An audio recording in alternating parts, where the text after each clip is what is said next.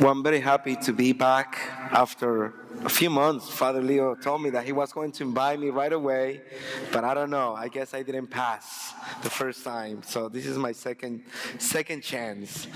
My brothers and sisters, when I was in seminary, after I was in seminary for 8 years, but especially. The one that I really remember the most is my last 4 years in Cincinnati, where I happened to be with Father Leo, by the way. I don't know if you know, but I was in formation with Father Leo my entire formation. So I think if I die tomorrow, I can go straight to heaven.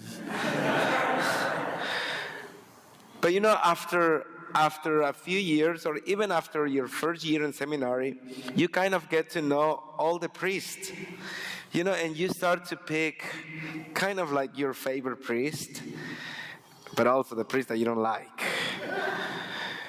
And I remember, after you get to know them, whenever you see them coming to say Mass, you will be either saying like, oh, it's going to be a long Mass. Or whenever you see a priest that usually preach for a minute or two, you be like, yes, it's going to be a good one. But the reason why I'm sharing this is because we are still hearing from the same homily, same sermon from Jesus. It's been a few weekends. It's been 2 or 3 chapters already from the gospel that Jesus keep preaching in the mountain. Jesus keep preaching over and over and over. And so beautifully, a few weeks ago, Jesus started preaching with the Beatitudes. And something so beautiful about that is that, who went to the mountain before him was Moses to bring the law. But now Jesus is coming up to the mountain with his disciples, with his apostles, to teach the law. And that's so beautiful because he's taking us, all of us, with him up to the mountain. And I say to my people at Peter and Paul, the Beatitudes, you don't have to take all of them. Just take one. Just take one. Pick one of those and work on that beatitude where you want to grow, where you want to have a better relationship with God. The funny thing is that the next Sunday, I asked them, do you remember what was the gospel last Sunday? There was silence. So obviously they didn't pick any of the beatitudes, but the one that I like the most is the first one. Blessed are the poor in spirit, for there is the kingdom of heaven.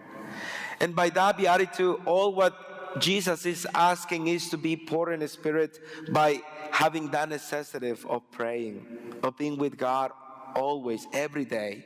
He wants us to be poor in that sense that we are in need always of God.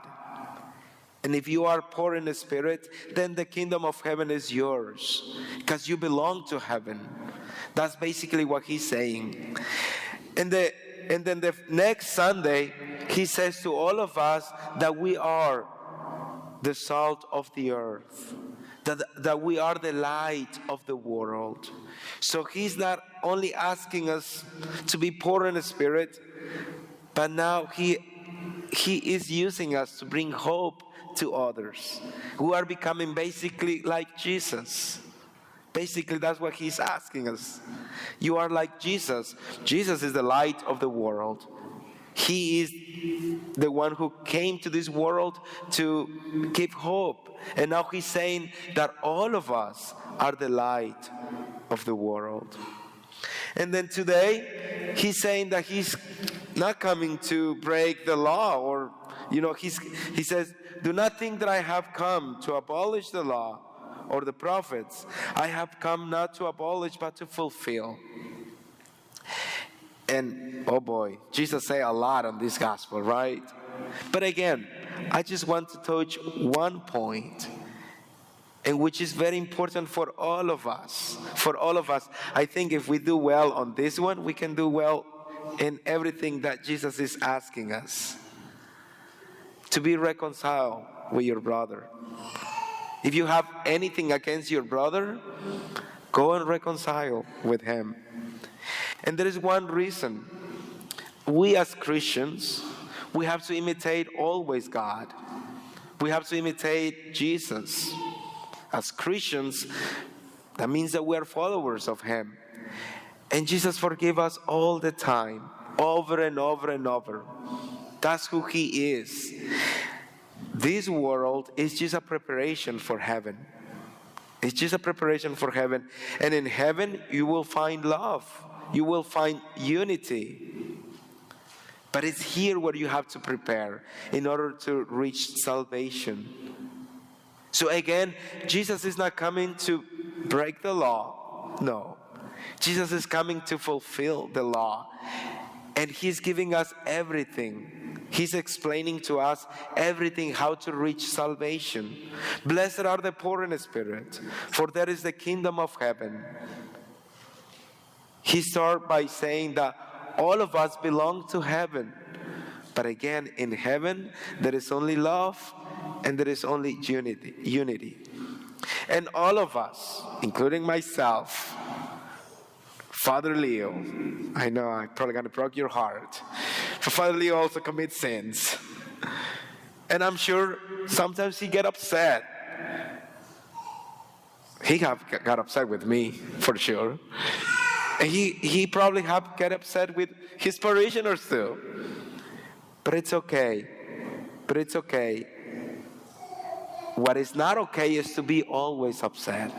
That's not okay. Jesus is asking us to show forgiveness, to show unity, to show love.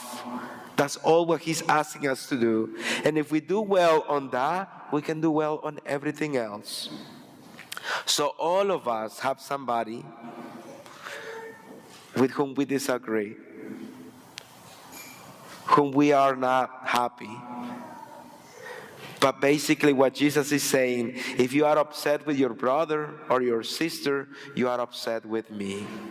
You are upset with Jesus. So that's why He's asking us to repent and to forgive, to reconcile. He's asking us to reconcile because again, in heaven, there is only love and unity. And on this world is a preparation for all of us to go to heaven. So my brothers and sisters, I'm not going to keep repeating over and over what we already know. Jesus gave us the longest sermon ever, but the rest were short, and I want to keep it short. So let us bring to mind, if you have anybody that you need to forgive, forgive him, forgive her. It has to come from your heart, because you have to always have in mind that that person also represents Jesus.